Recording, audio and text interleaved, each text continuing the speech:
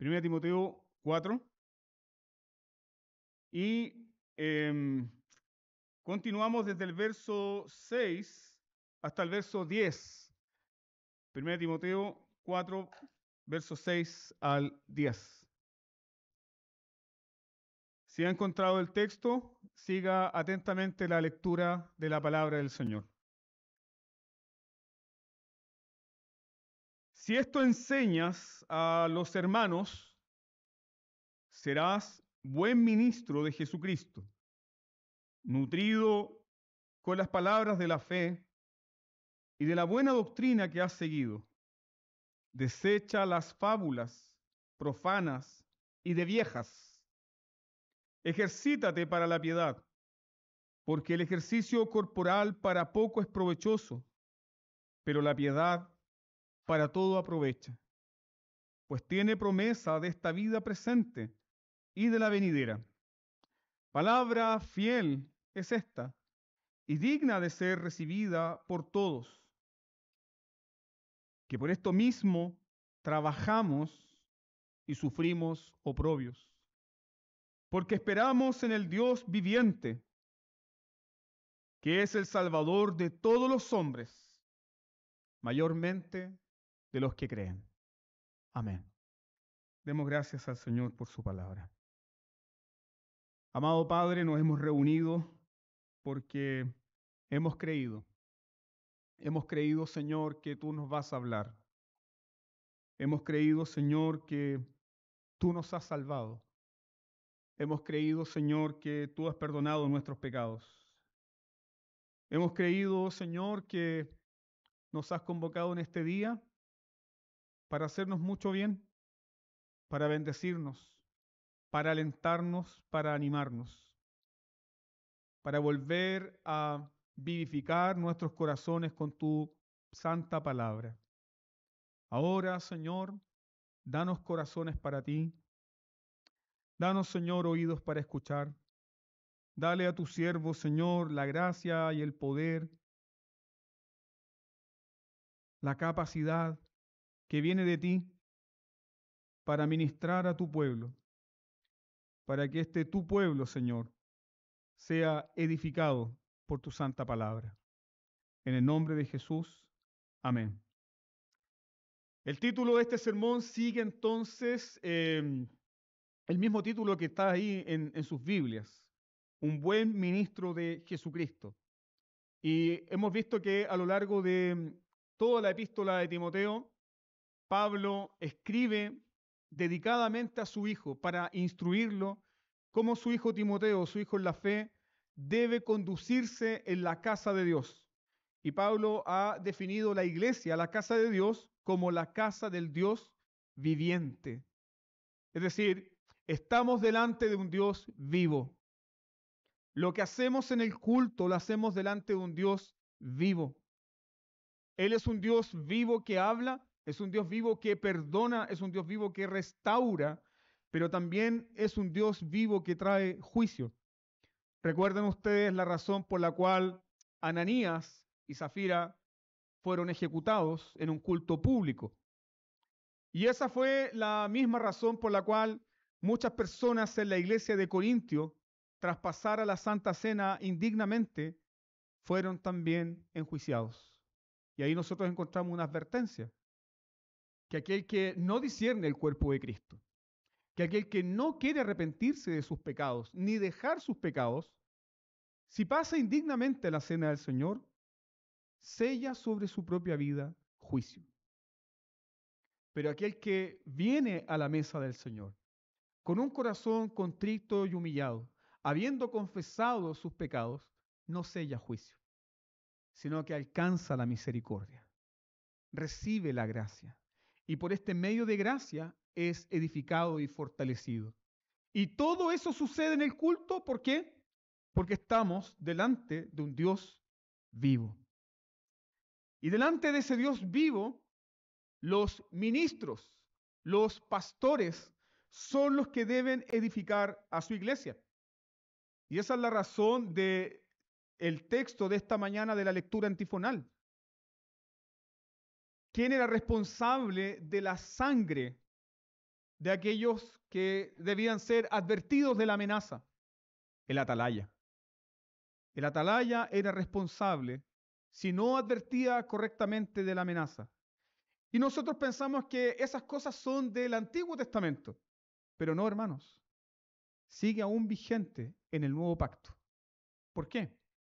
Porque el apóstol Pablo, cuando deja la iglesia de Éfeso, Pablo le recuerda a los creyentes de Éfeso que estuvo 3 años con ellos, que no dejó de predicarles y enseñarles todo el consejo de Dios. Y Pablo dice lo siguiente: yo estoy limpio de la sangre de todos ustedes. Entonces, ¿cómo un pastor, cómo un ministro del Evangelio puede ser librado de la sangre de sus oyentes? Pablo nos dice que predicando todo el consejo de Dios. El Espíritu Santo, queridos hermanos, en este contexto que ya lo vimos en el sermón pasado, nos advierte de la apostasía. Y despejamos inmediatamente la duda de que la apostasía no es algo que sucede fuera de la iglesia. La apostasía sucede dentro de la iglesia. Y la apostasía está siempre relacionada con lo que nosotros escuchamos. ¿Por qué? Porque 1 Timoteo 4:1 nos dice que algunos, escuchando a espíritus engañadores, escuchando a falsos maestros y siguiendo doctrinas de demonios, apostataron de la fe. ¿Dónde va a suceder eventualmente la apostasía? Dentro de la iglesia. Y no va a suceder dentro de una iglesia de mala doctrina. Va a ocurrir dentro de una iglesia de sana doctrina. Eso es lo que está enseñando Pablo. ¿Por qué? Porque lo más vital para ti y para mí en cada culto es escuchar la palabra de Dios. Es oír lo que Dios tiene que decir a tu vida. Si escuchas hoy la voz de Dios, no endurezcas tu corazón. Pablo dice que algunos van a apostatar siguiendo y escuchando espíritus engañadores, pero otros serán salvados escuchando ¿qué? El bendito evangelio de Jesús. ¿Cómo fuiste salvo? ¿Cómo recibiste la seguridad del perdón de todos tus pecados? ¿Cómo tu alma domingo a domingo es fortalecida, edificada? A través de escuchar el evangelio de Jesús, a través de escuchar la palabra de Dios. Unos serán condenados siguiendo espíritus engañadores y otros serán salvados escuchando el evangelio de Jesús. Entonces, todos los aquí presentes, recuerden que es tiempo de escuchar. Escucha lo que Dios tiene que decirte. Los teólogos, los 121 teólogos de la Asamblea de Westminster, recuerden que somos una iglesia presbiteriana y estamos suscritos a la Confesión de Fe de Westminster con el Catecismo Mayor y con el Catecismo Menor. Ellos entendían muy bien que el medio de gracia que Dios ha establecido para bendecir a su pueblo no es ni más ni menos que la predicación del Evangelio. Ese es el medio de gracia que Dios ha establecido para bendecir y para edificar a su pueblo. Y me gustaría solamente citar la pregunta 155 del Catecismo Mayor. Usted lo puede anotar ahí para seguir meditando en ella en su casa, pero la pregunta 155 del Catecismo Mayor dice así: ¿cómo es hecha eficaz la palabra para salvación? Pregunta el Catecismo. ¿Cómo es hecha eficaz la palabra para salvación? Es decir, la palabra predicada, ¿cómo es hecha eficaz en nuestras vidas?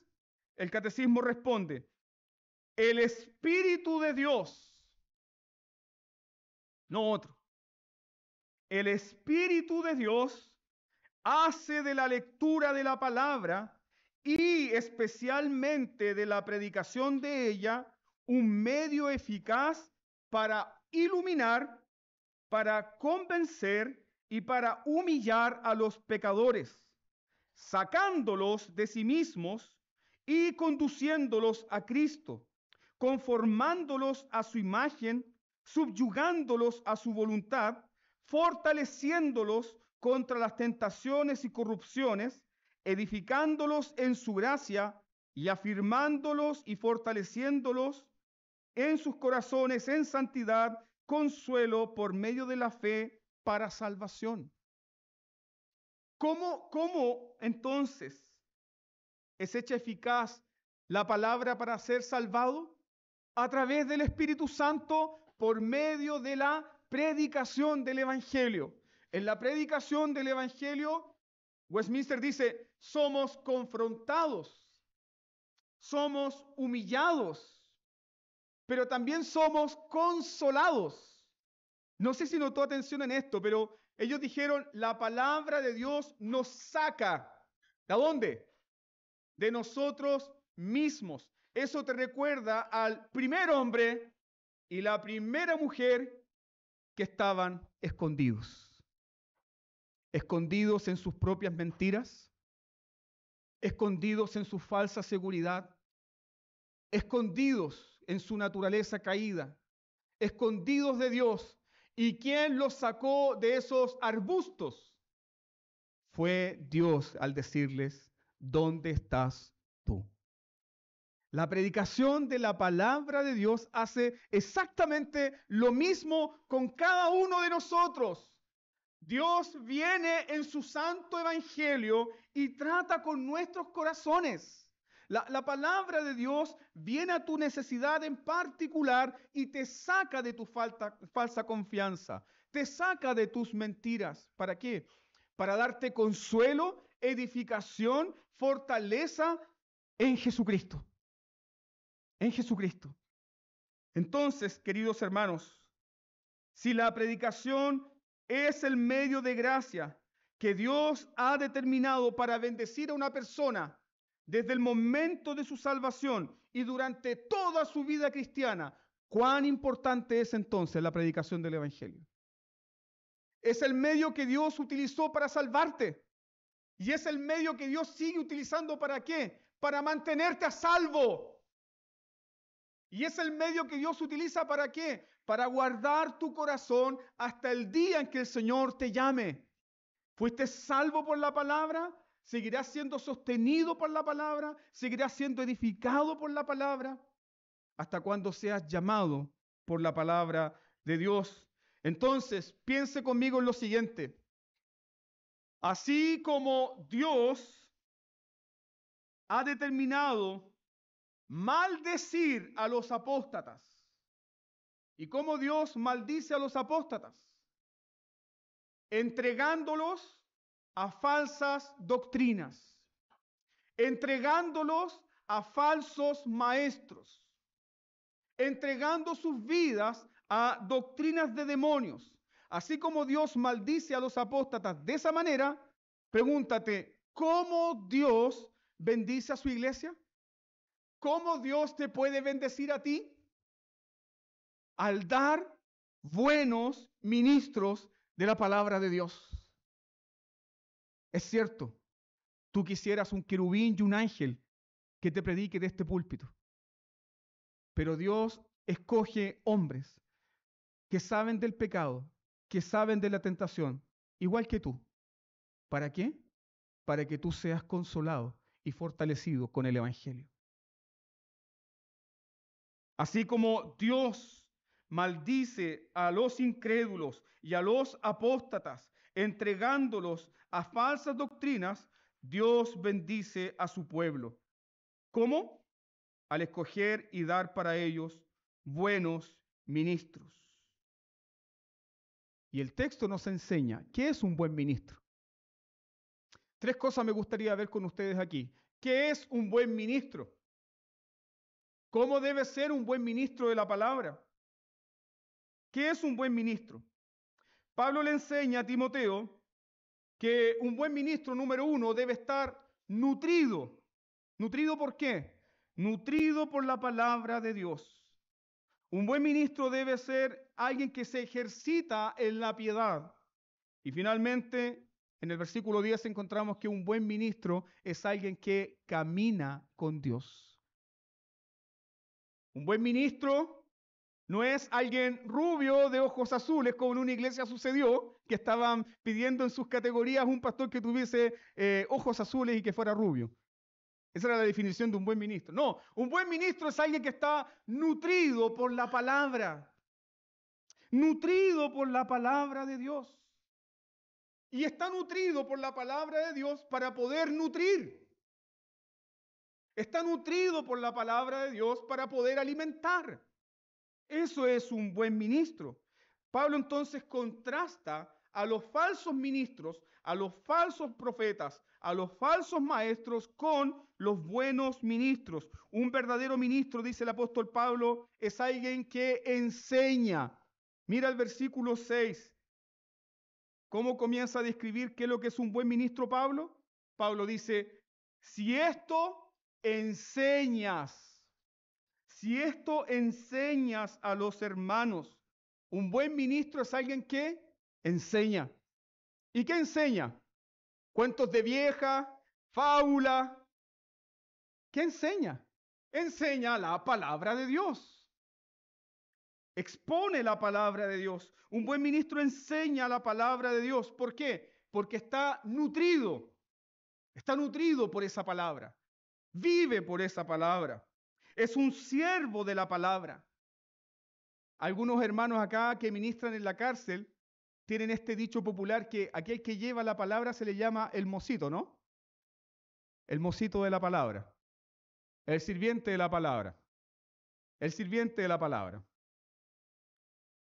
Un sirviente de la palabra justamente hace eso. ¿Qué hace? Sirve y expone. Es como una especie de un camarero. Es como una especie de un camarero que atiende la mesa y lleva y expone los mejores banquetes, los más deliciosos banquetes. Eso hace el ministro de la palabra. Es un siervo de la palabra. Sirve al pueblo de Dios, ¿cómo? Sirviendo la palabra. El pastor entonces, o el ministro de la palabra, se alimenta de la palabra para luego alimentar al rebaño por la palabra. Y si el pastor es alguien que enseña, es alguien que permanentemente debe estar estudiando la palabra de Dios. Por eso los pastores tienen un llamado a tiempo completo. Deben vivir por la palabra, deben estudiar la palabra, deben pasar tiempo en la palabra. ¿Para qué? Para alimentar a la iglesia en la palabra de Dios. Cuán triste es que las iglesias tengan ovejas que mueren de hambre. Porque no hay palabra, porque no hay evangelio, porque hay solamente fábulas y cuentos de viejas, pero no está el evangelio de Jesús. No está el evangelio de Jesús porque no hay buenos ministros. George Whitefield decía esto, que cuando Dios quiere maldecir un pueblo, envía falsos profetas. Pero cuando Dios quiere bendecir un pueblo, Él les da ministros de la palabra, que apacienten al corazón de su pueblo con la palabra de Dios. Entonces el pastor se alimenta de la palabra y luego alimenta al rebaño. Es un estudiante constante de la palabra de Dios. Y aquí ustedes pueden pensar entonces en cuál es la norma que va a regir o que va a determinar qué es un buen pastor. Ah, no, él es un buen pastor porque es simpático. Él es un buen pastor porque es agraciado. Él es un buen pastor porque es amable. No, ¿qué determina qué es un buen pastor? ¿El mundo? ¿La sociología? ¿Una encuesta? ¿Qué determina qué es un buen pastor? La palabra de Dios. La palabra de Dios dice que un buen pastor, un buen ministro, es aquel que enseña la palabra, que vive por la palabra, que alimenta al rebaño por la palabra de Dios. Esa es la norma que regula a todo pastor y esa es la vara con la cual ustedes deben medir al pastor. Tal vez el día de mañana yo no esté en este lugar. ¿Y qué va a hacer la iglesia? Bueno, vamos a levantar un comité pro púlpito y queremos que nuestro pastor sea rubio de ojos azules. Queremos que nuestro pastor sea muy simpático y bueno para los chistes. No, ¿qué es lo que va a determinar un llamado al pastor? Si es un hombre de la palabra, si es alguien que está nutrido por la palabra, si es alguien con el cual te puedes sentar a conversar ¿de qué? A conversar de la palabra. Si es alguien que te edifica en sus conversaciones, si es alguien que también te nutre, si es alguien que en cada oportunidad que tiene de estar contigo, ¿qué te comparte? La palabra de Dios. Eso es un buen ministro del Evangelio. El ministro entonces, hermanos, es como un comerciante. Es como un comerciante que está ofreciendo sus mejores mercaderías. El ministro es como un comerciante que nosotros podemos imaginar ahora el mercado y que está gritando, vengan, vengan, vengan. Aquí están las joyas preciosas. Aquí están los más delicados manjares. Vengan ahora, vengan ya. Eso es un buen ministro. Un buen ministro es aquel que exhibe las mejores mercaderías, las mejores joyas. Un ministro bueno es aquel que expone los tesoros de la palabra de Dios para ti, para que los recibas de pura gracia. Eso es un buen ministro de Jesucristo. Un buen ministro de Jesucristo, como decía nuestro hermano Elías, es el atalaya. Es este hombre, el vigilante que está en la torre y que está gritando, hay peligro, hay muerte en el campamento. Ese es el buen ministro. Pero no solamente es un ministro que advierte, también es un ministro, también es una atalaya que anuncia, ¿qué cosa? Anuncia las buenas noticias del rey, porque el ministro también es un heraldo. El ministro es aquel que dice, ahí viene el rey, salgan a visitarlo. Ahí está el rey de la gloria con su misericordia, con su gracia y con su amor para ti. Eso hace un buen ministro del Evangelio. El buen ministro del Evangelio tiene buenas noticias. Y su única misión no es nada más ni menos que compartir esas buenas noticias. Decir todo el consejo de Dios. El buen ministro expone entonces con fidelidad la verdad. Expone con fidelidad la verdad, pero también expone el error, denuncia el error, denuncia la falsedad, denuncia la mentira. Y Pablo le recuerda a Timoteo lo siguiente: Timoteo, si quieres ser un buen ministro, esto debes enseñar a los hermanos. Y en el contexto ya lo entendemos. ¿Cuál es el contexto?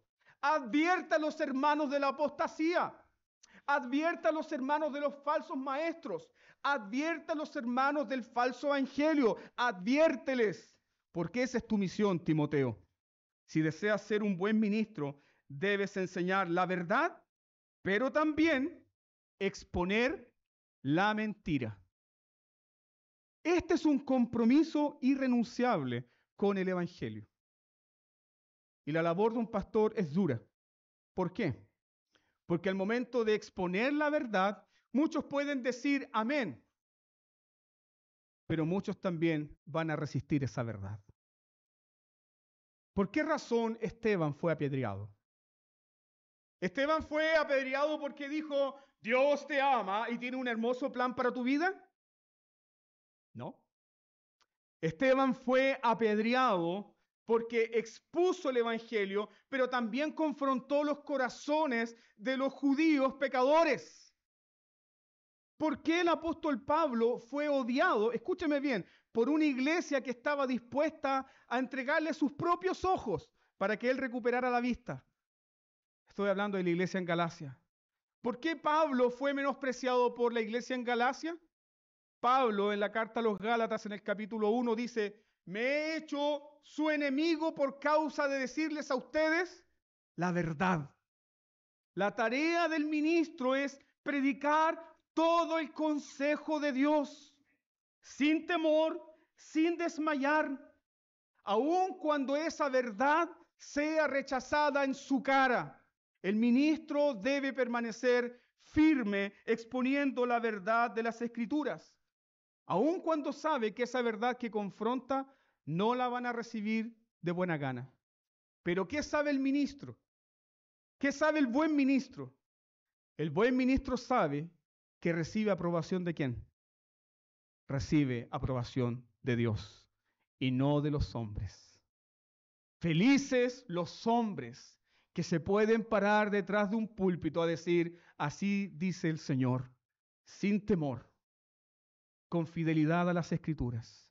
Y bienaventurada la iglesia que puede tener esos hombres.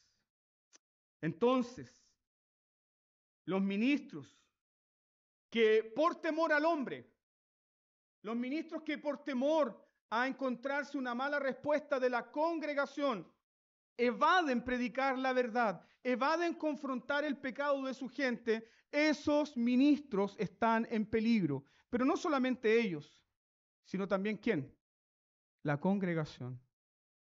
Permite compartir esta cita de John Bunyan, el autor del libro El Peregrino. Bunyan advirtió a los pastores de su tiempo lo siguiente. Él les dijo, si ustedes no confrontan al pueblo de Dios con su pecado, ustedes son culpables de la sangre de este pueblo. Y él escribió lo siguiente en una carta. Escúcheme bien, por favor. Te entristecerá ver a toda tu iglesia venir tras ti al infierno, gritando, podemos agradecerte por esto.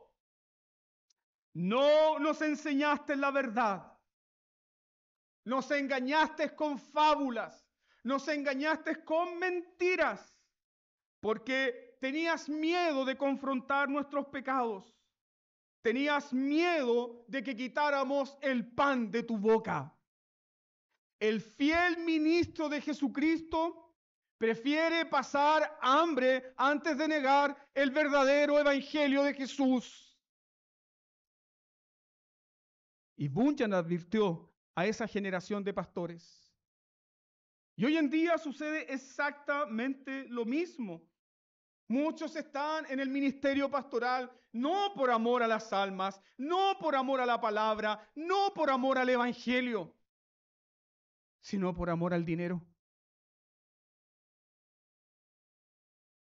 No son buenos ministros de Jesús. El pastor está nutrido por la palabra. Y al estar nutrido por la palabra, inmediatamente, ¿qué rechaza? Rechaza las fábulas, rechaza las ideologías de moda, y ese pastor se mantiene ¿en qué? Se mantiene en la sana doctrina. Sigue la buena doctrina tal cual como la está siguiendo aquí en el texto Timoteo. El buen pastor o el buen ministro de Jesucristo no se enreda en debates necios. No pierde su tiempo en debates necios. Tiene una preocupación por llevar alimento fresco a sus ovejas. Eso hace un ministro de la palabra. Ahora, Pablo le dice a Timoteo que para ser un buen ministro de la palabra, no solamente debe tener una buena formación teológica y doctrinal. No solamente Timoteo necesita estar nutrido por la palabra. Pablo también le enseña que debe ejercitarse ¿en qué? Ejercítate en la piedad. No solamente conocimiento doctrinal, no solamente conocimiento de la palabra. Timoteo necesita ejercitarse en la piedad. Si tú pudieras viajar en el tiempo, supongamos que es así, y preguntarle a Timoteo, y encontrarte con Timoteo cara a cara y decirle a Timoteo, Timoteo, dime, ¿qué fue lo más importante que el apóstol Pablo te escribió en sus cartas? ¿Qué crees tú que te diría Timoteo? Timoteo te diría, Pablo me escribió sobre mi necesidad personal de ¿qué? De ser un ministro piadoso. ¿Por qué?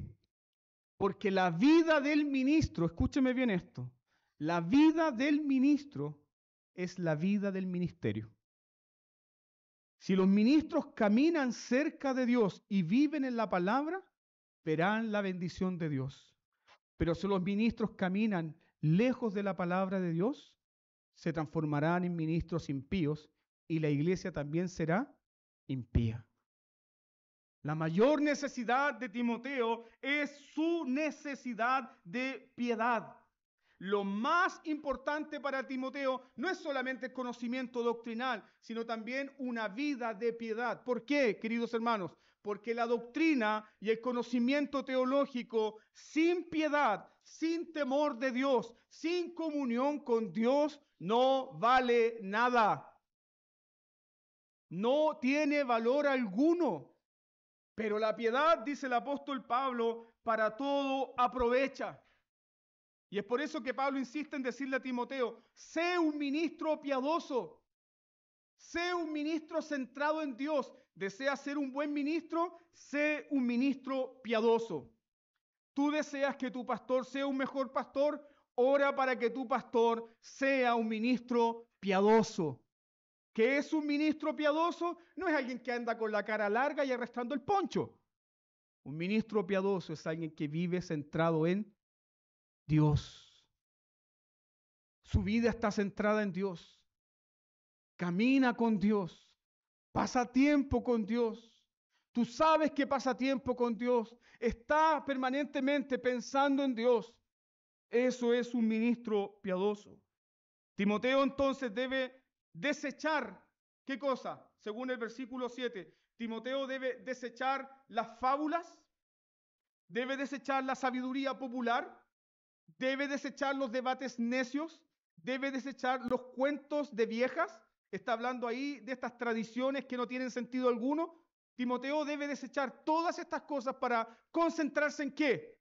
En la palabra de Dios y en la vida piadosa. La piedad, queridos hermanos, no surge de la nada. ¿Cuántos de ustedes estaban preocupados porque ya viene el tiempo de vacaciones y quieren sacarse la polera en la playa? ¿Y qué va a ocurrir? No hay nada que mostrar, no hay nada. ¿Por qué? Porque durante todo el año no te ejercitaste. Pablo está diciendo que la piedad no surge de la nada, no viene de la generación espontánea. La piedad demanda entrenamiento. Así como un cuerpo trabajado, ¿qué demanda? Entrenamiento. Si quiere estar en la playa y sacarse la polera, ¿qué debe tener? Un cuerpo entrenado. Y eso va a evidenciar ¿qué cosa?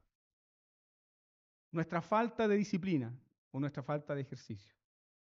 Pablo está hablando exactamente de lo mismo. La piedad, el ser piadoso, no viene de la nada. La piedad no vendrá mientras estamos sentados con un paquete de cabritas viendo una serie de Netflix. La piedad no vendrá así, hermanos. Y podemos pasar años y años y años en esa vagancia y flojera espiritual, pero no seremos más piadosos. Pablo le dice a Timoteo, ejercítate, entrénate en la piedad. ¿Por qué? Porque cuidar de nuestro cuerpo es muy parecido a cuidar de ¿qué? A cuidar de nuestra alma. Eso está diciendo Pablo. ¿Por qué? Recuerden ustedes que Pablo constantemente usa estas ilustraciones. Pelear la buena batalla, correr la buena carrera, ¿cierto? Poner el cuerpo bajo servicio. Pablo estaba muy familiarizado con la cultura deportiva del primer siglo. Pablo conoce perfectamente la cultura deportiva del primer siglo. Pablo vio en sus días a los mejores deportistas tener éxito en sus distintas disciplinas. Pero ¿por qué esos deportistas en los días de Pablo tuvieron éxito en sus distintas disciplinas? Porque se ejercitaron, porque entrenaron, porque dedicaron tiempo a ejercitarse. Tuvieron un compromiso constante con el entrenamiento. Entonces yo te pregunto, ¿es distinto para tu alma? ¿Quieres crecer en la piedad? Debes entrenarte para la piedad. ¿Quieres ser este año un marido piadoso, más piadoso? Entrénate para la piedad. ¿Quieres ser una esposa más piadosa? Entrénate para la piedad. Pero esa piedad no vendrá mientras estamos haciendo scrolling con nuestros celulares. No, hermanos. No vendrá así. ¿Cómo vendrá la piedad? Recuerda lo que el apóstol Pablo dice de este entrenamiento del cuerpo en 1 Corintios 9:25. Ve ahí por un momento.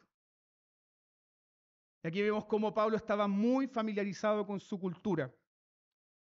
1 Corintios 9:25 dice, todo aquel que lucha, ¿de qué? De todo se abstiene.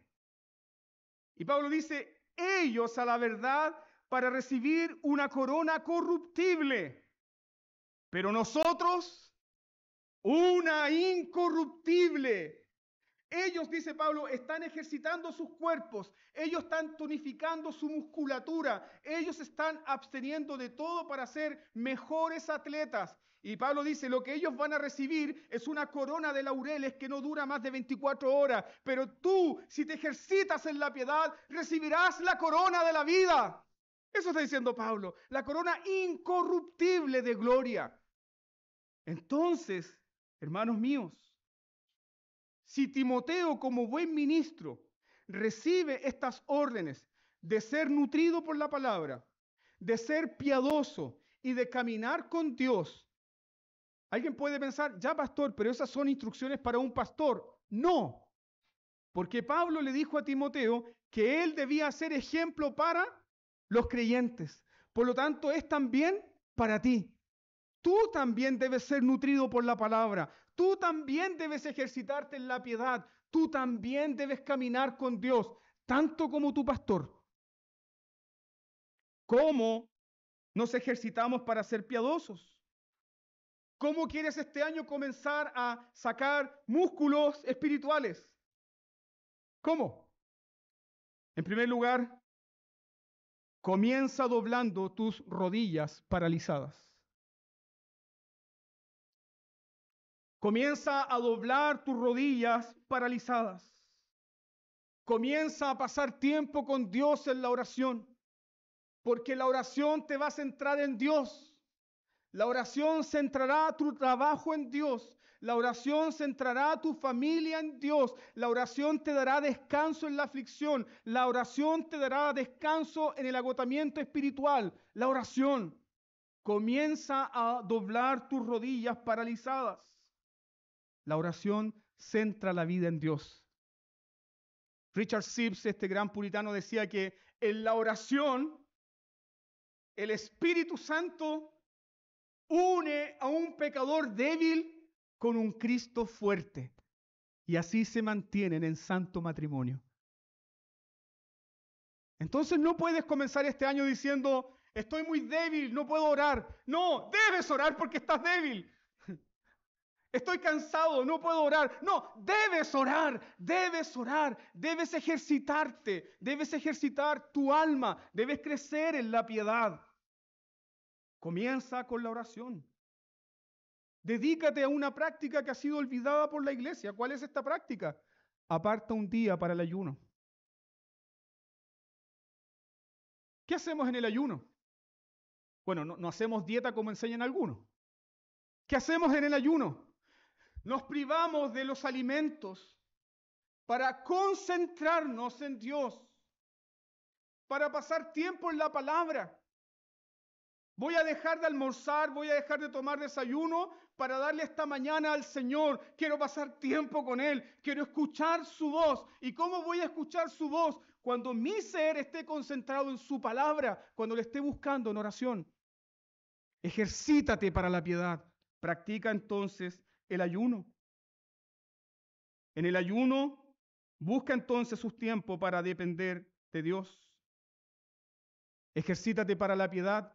Participa de los cultos públicos, participa de los medios de gracia, participa de las reuniones de oración, participa de los estudios bíblicos, participa de la cena. Participa de la cena con fe, con confianza. ¿Has llegado cansado? ¿Has llegado débil? Aliméntate de Jesús. Así nos ejercitamos en la piedad. ¿Cómo también nos ejercitamos en la piedad? Ofrenda y diezma. ¿Sí? El ofrendar y el diezmar es un ejercicio profundamente espiritual que permite el desarrollo de nuestra piedad. ¿Por qué? Porque en el diezmo y en la ofrenda le estoy diciendo a mi propia alma que Dios es quien me sustenta y que Él tiene el control de mi vida. Y cuando yo entrego mi ofrenda y cuando yo entrego mi diezmo, estoy renunciando a mis ídolos y me estoy ejercitando en la piedad. Estás haciendo como miles de levantamientos de peso espiritualmente hablando. Estás diciendo, Él me domina, Él es mi Señor, Él me sustentará. Al ofrendar y al diezmar, no solamente le enseñas a tu alma, le enseñas a tu familia. ¿Qué cosa? Que Jehová edifica tu casa y que en un bien faltará a los que en él esperan. Ejercítate en la piedad. Ejercítate en la piedad a través de las ofrendas y diezmos. Busca entonces este tiempo para depender del Señor. Practica también la generosidad y la misericordia. Esos son ejercicios espirituales en los cuales tú puedes participar. Visitar a los enfermos, visitar a los ancianos, visitar a los huérfanos, visitar a las viudas, visitar a los presos. Todos los meses nosotros tenemos dispuesta ahí una canasta de misericordia. Practica la piedad, ¿cómo? Manifestando tu generosidad, dando de gracia lo que has recibido por la gracia del Señor. Así te ejercitas en la piedad. Déjeme contar esta anécdota muy hermosa de John Bunyan. Él estaba viviendo días de escasez y de pronto sonó su puerta. Y era un mendigo que simplemente estaba pidiendo un pedazo de pan. Y él dice que Satanás le habló a su corazón diciéndole, no le des jamón que tienes guardado en la reserva. Y el mendigo solamente quería un pedazo de pan. Pero Satanás le decía fuertemente, no le des jamón que tienes guardado en la reserva. Y entonces Bunyan, para vencer la tentación del diablo, le dijo a Satanás, cállate o le daré la pierna completa. Ejercítate para la piedad. ¿Cómo te ejercitas en la piedad? Muestra misericordia. Sé generoso. Dependes de Dios. Dependes de Él. Él te sustenta. Él es tu Señor. Ningún bien faltará a aquellos que en Él confían. Entonces, el resultado de todo este entrenamiento, ¿qué va a traer? Va a traer una vida piadosa. La piedad no vino por estar en Netflix, la piedad no vino por estar en TikTok. ¿Cómo vino la piedad? La piedad viene por vivir la vida cristiana. La piedad vive por vivir centrado en Dios. Ahora, ¿qué tan importante es la piedad? Pablo coloca este ejemplo. Estas personas que están haciendo deporte, dice Pablo, para poco les aprovecha. Un pastor dijo, este es el versículo favorito de los pastores. El ejercicio corporal para nada aprovecha. Esa es una mala interpretación, por cierto. Pablo no está diciendo eso. Pablo está diciendo lo siguiente, que a pesar de las similitudes entre el entrenamiento del cuerpo y del alma, hay una gran diferencia. Una gran diferencia. ¿Por qué? Porque el ejercicio físico es bueno y es bueno para el cuerpo. Y nosotros debemos cuidar nuestro cuerpo porque es templo del Espíritu Santo. Usted debe cuidar su cuerpo. Debe hacer ejercicio. No debe andar tullido. Debe hacer ejercicio, debe cuidar su cuerpo, porque su cuerpo es templo del Espíritu Santo. Pero Pablo dice que todo ese ejercicio para poco aprovecha. No está diciendo que no vale, sino que lo pone en esta perspectiva. Tiene poco provecho cuando lo ponemos en perspectiva ¿de qué? De la vida eterna. ¿Por qué? Porque el ejercicio corporal y los beneficios del ejercicio corporal se quedan en esta vida. Pero los ejercicios piadosos, las obras piadosas, dice la palabra de Dios, te acompañarán por siempre. Por lo tanto, si te ejercitas en la piedad irá contigo. La bondad irá contigo, la misericordia irá contigo, te acompañará en esta vida y en la vida siguiente. Pero ¿cuántos hombres y cuántas mujeres parten a una condenación eterna con cuerpos trabajados? Piensa en eso. ¿Cuántas personas pierden su vida rindiendo culto al cuerpo, pero sus almas están completamente corrompidas y vacías por el pecado? Que no sea así contigo. Cuida tu cuerpo, sí, pero ejercítate para la piedad, dice Pablo. ¿Por qué? Porque la piedad, fíjate por favor en el versículo 7, la piedad para todo aprovecha, pues tiene promesa de esta vida presente y de la venidera. ¿Qué quiere decir esto? Que Dios ha unido, hay una conexión hermosa acá entre nuestra vida piadosa y la gloria futura. Ah, pastor, ¿significa eso que vamos a entrar al cielo por nuestra propia piedad? No, pero nuestra piedad está evidenciando ¿qué? Que vamos al lugar correcto. Sí. Imagínate cómo sería la vida de un impío en el cielo. ¿Cómo sería la vida de alguien que nunca se deleitó en la palabra de Dios? Nunca se estremeció al escuchar el nombre de Jesús. Nunca confesó sus pecados. Nunca gritó, Jesús, te necesito. Nunca gritó, Jesús, ayúdame. ¿Cómo será la vida de ese hombre, de esa mujer, en un lugar que es el cielo, donde todo está centrado en Cristo? Sería un tormento. Pero para el piadoso, para aquel que se está ejercitando día tras día, va rumbo al palacio celestial, va a encontrarse con su amigo, va a encontrarse con su consolador, va a encontrarse con su salvador, va a encontrarse con aquel que ama su alma, va a encontrarse con aquel que ha orado y ha rogado por él. Va a abrazar a aquel que tantas veces abrazó y besó sus pies en oración. Eso hace la piedad. Trae promesas para esta vida presente y para la porvenir. Entonces, querido hermano, ¿hacia dónde tú estás viajando año tras año? ¿De qué sirve tener un cuerpo sano si tu alma está arruinada por el pecado? ¿De qué sirve una sanidad si tu corazón se vuelve más rebelde, más incrédulo, más duro contra Dios? Eso aumenta solamente tu condenación. Y eso es muchas veces la razón por la cual Dios, en su infinita sabiduría, decide no sanar a uno de sus santos. ¿Por qué? Porque lo está preparando para una patria mejor. Porque hay un tesoro más grande. Ejercítate para la piedad. Hay una conexión entonces vital entre la piedad y la gloria venidera. Hay una conexión vital entre la santificación y la glorificación. ¿Cómo nos santificamos? En la búsqueda de la piedad. ¿Para qué nos santificamos? Porque un día experimentaremos ¿qué cosa? La glorificación. Esto lo dice el apóstol Pablo en 2 Timoteo capítulo 4, versículos 7 al 8. Busca por favor el texto. El ejercicio de la piedad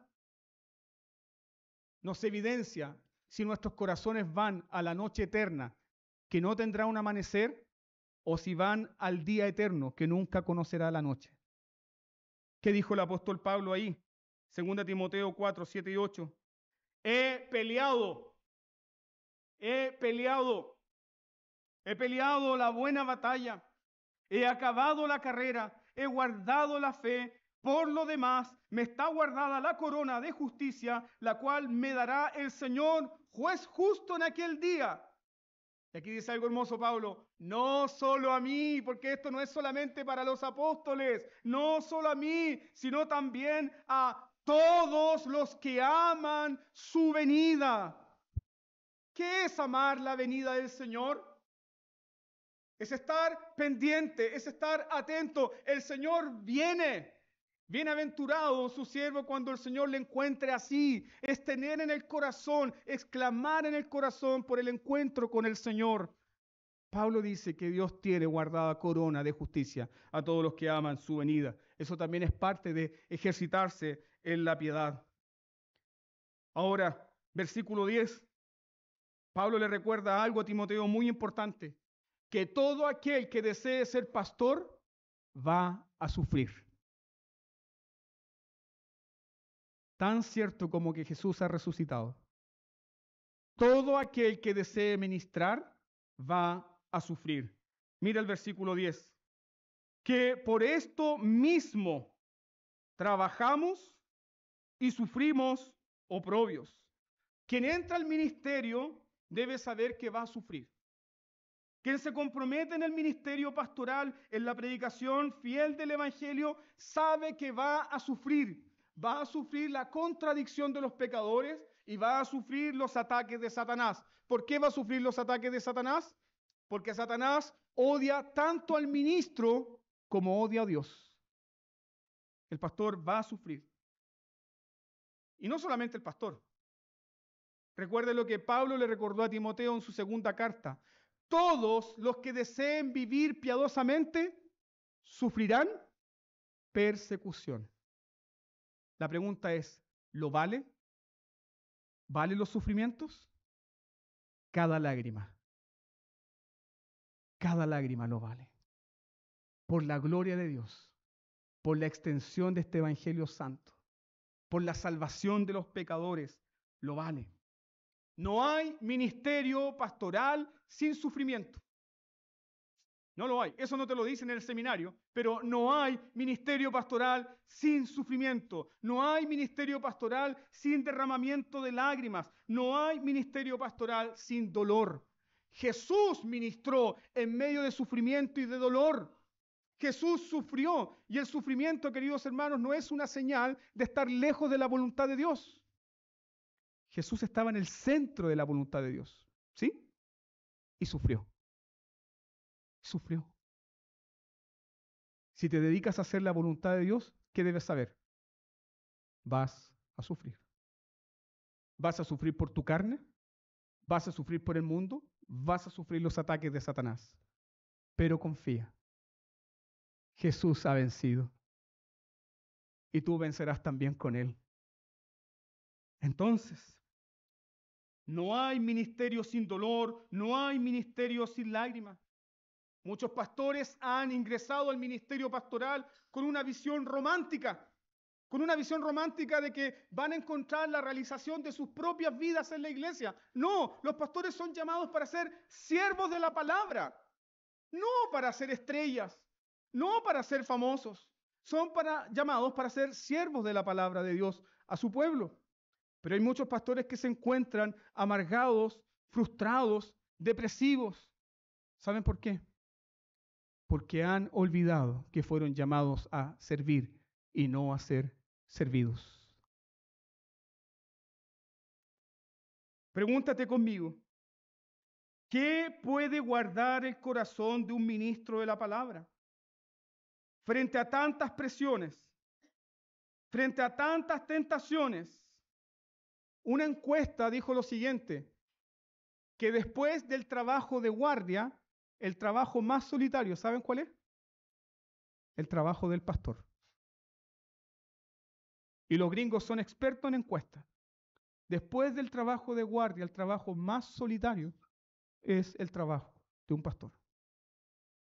¿Qué puede guardar el corazón de un pastor en medio de todas estas presiones? Presiones ministeriales, presiones de su propia carne, presiones de afuera, presiones del mundo. ¿Qué puede guardar el corazón del ministro de la palabra?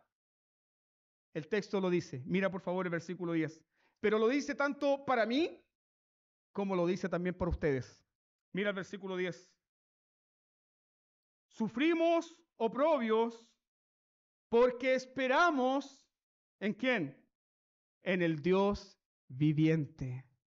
Esperamos en el Dios viviente. La única forma de servir fielmente al Señor es esperando en el Señor, es teniendo comunión con el Señor. Espera, oh Israel, espera tu alma en el Señor. Espero más al Señor como los centinelas esperan la mañana.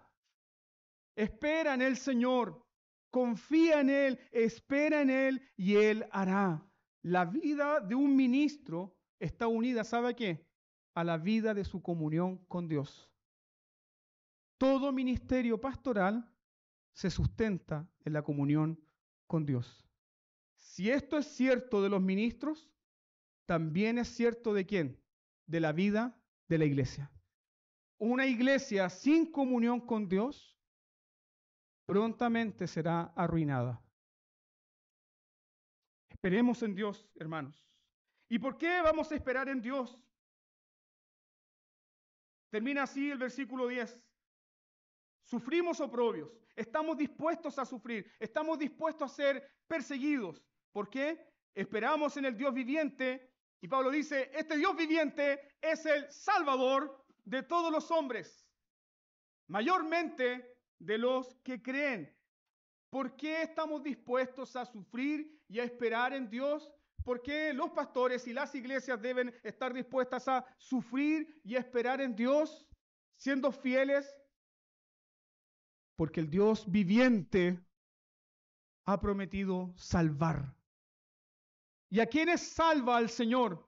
Pablo dice algo aquí un poco enredado. Dice, Salvador de todos los hombres, mayormente de los que creen. Se está refiriendo de que la salvación de Dios no hace distinción ni de cultura, ni de lengua, ni de pueblo. Es decir, Cristo Jesús es el Salvador para toda persona. ¿Quiénes son esos que son salvados? Los que creen. ¿Qué creen? Que Jesús perdona. ¿Qué creen? Que Jesús salva. ¿Qué creen? Que Jesús restaura la vida del hombre y la mujer. ¿Qué creen? Que en Jesús hay completa redención. Que Jesús borra todos los pecados. Que Jesús te hace nuevo. Que Jesús te da nueva vida. Él es el Salvador de los que creen. Y yo te ruego ahora como ministro del Señor, cree que Él murió por tus pecados. Cree que Él resucitó para tu justificación. Cree que Él tiene esculpido tu nombre en sus manos. Cree que Él lleva tu nombre en su pecho como fiel sumo sacerdote. Cree que Él es el Dios vivo y que camina contigo, se levanta contigo en las noches, aconseja tu conciencia. Cree y mantente creyendo. Si esto yo enseño a la iglesia, entonces yo seré un buen ministro de Jesús. Y si ustedes lo creen, serán una buena iglesia de Jesús. Creamos ahora. Y todo aquel que en esta mañana se encuentra sin salvación, sin certeza de seguridad del perdón de sus pecados, te invito a inclinar tu rostro y acercarte a Jesús, Salvador de los hombres y de los que creen. Oremos.